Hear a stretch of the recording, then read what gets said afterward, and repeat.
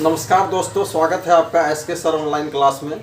जैसा कि मैंने आपसे पहले ही कहा था, मैं बार बार आप लोगों को एजुकेशनल वीडियो देता रहूँगा। आइए इस कड़ी में मैं आगे आज का जो शुरुआत कर रहा हूँ वो कक्षा 12 का जो 100 मार्क्स का इंग्लिश है, उसका जो मोस्ट इम्पोर्टेंट पोएम है। एक पोएम का नाम है दोस्तों द सोल्जर। वो लेसन संख्या 6 में है।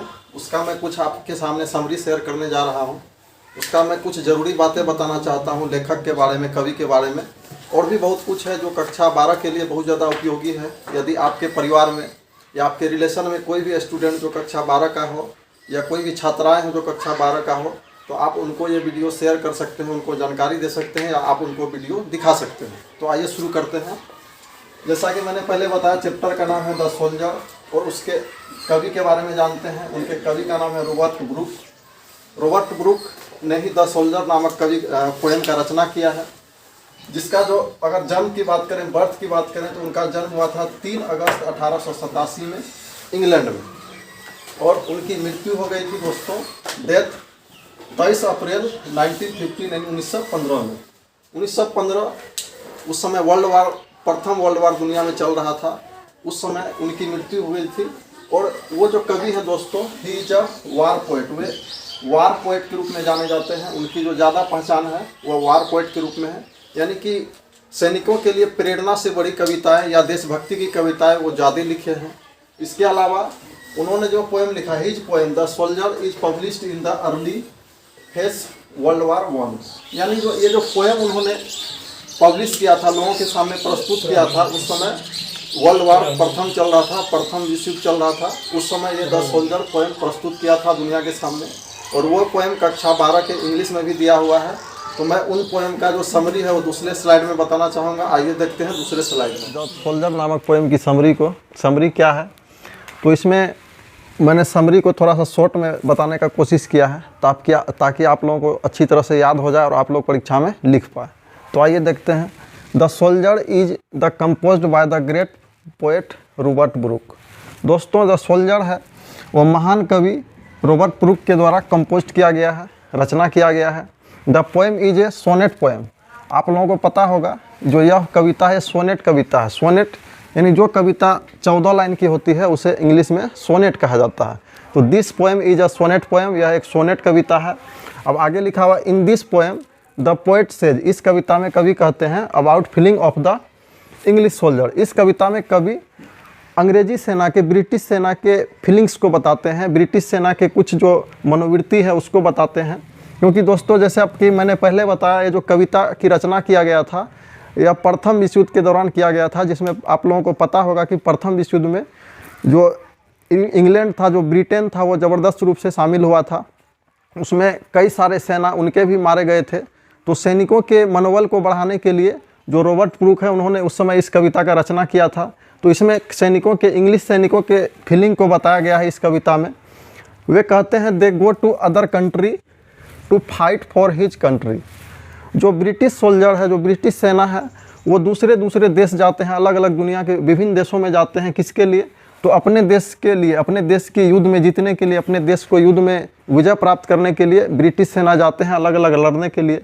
ही सेज डेट, वे कहते हैं कि the piece of foreign land where he will be covered in case of dead. यहाँ पे कवि उनके सैनिकों के मनोवृत्ति को बताते हुए कहते हैं कि ब्रिटिश सेना के सैनिकों की एक मनोवृत्ति होती है। क्या मनोवृत्ति होती है? कि वे फॉरिजन लैंड में, वे विदेशी भूमि में जाते हैं लड़ने के लिए, और उनकी एक इच्छा होती है, उनकी एक डिमांड होती है, या कह सकते हैं मांग होती है, कि जहाँ वे लड़ते लड़ते अगर उनकी मृत्यु हो जाती है, विदेश में ब्रिटिश सेना की अगर लड़ते लड़ते मृत्यु हो जाती है, तो ब्रिटिश सेना की एक इच्छा होती है, एक आशा होती है कि उनको उसी भूमि में दफनाया जाए। He want for ever England, और जिस भूमि में ब्रिटिश सेना को दफनाया जाए वह भूमि हमेशा के लिए किसका हो जाए? तो इंग्लैंड का हो जाए। ऐसी इच्छा होती है किसके अंतर्गत? तो ऐसी इच्छा होती है ब्रिटिश सेना के अंतर्गत, जिसको कवि यहाँ पे अपने कविता के माध्यम से उजागर करते हैं।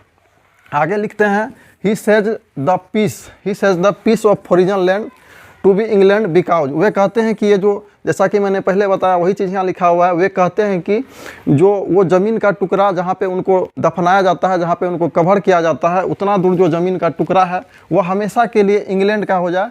उस सैनिक के मातृभूमि का हो जाए बिकॉज, क्योंकि he was born and grow up in the England, क्योंकि वे बचपन में ही जन्म लिया हुआ है, बचपन में ही अपने पूरी जीवनी गुजारी है कहाँ पर, इंग्लैंड में, और इसलिए वे अपने मातृभूमि से इतना प्यार करते हैं कि दुनिया के अन्य हिस्सों में भी अगर ब्रिटिश सेना जाके लड़ करके शहीद हो जाते हैं अपने देश के लिए, तो जितना दूर उनका, जहाँ पर उनका कब्र दफनाया जाता है, तो उनकी एक अंतिम इच्छा होती है कि वो जो ज़मीन है ना, किसका हो जाए, हमारे मातृभूमि का हो जाए, हमारे इंग्लैंड का हो जाए, ऐसा इच्छा जगाते हैं। अब आगे लिख रहे हैं, दस इन दिस पोएम, इस प्रकार इस कविता में the poet shows great love for his mother land, इस प्रकार इस कविता में कवि ब्रिटिश सैनिकों के बारे में एक ज़बरदस्त देशभक्ति दिखाते हैं अपने मातृभूमि के लिए।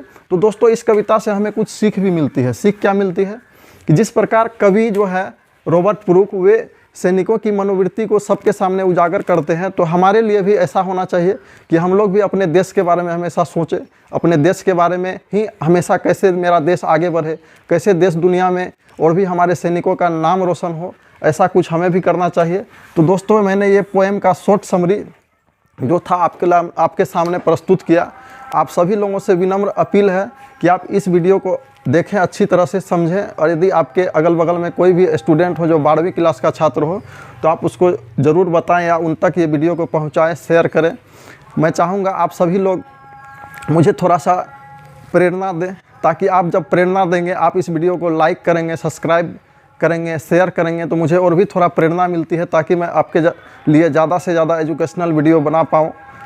और मैं चाहूँगा आप इस वीडियो को ज़्यादा से ज़्यादा फैलाएं। दोस्तों पुनः मैं एक बार आप लोगों के सामने मैं अपना चैनल का नाम बताना चाहूँगा, SK सर ऑनलाइन क्लास।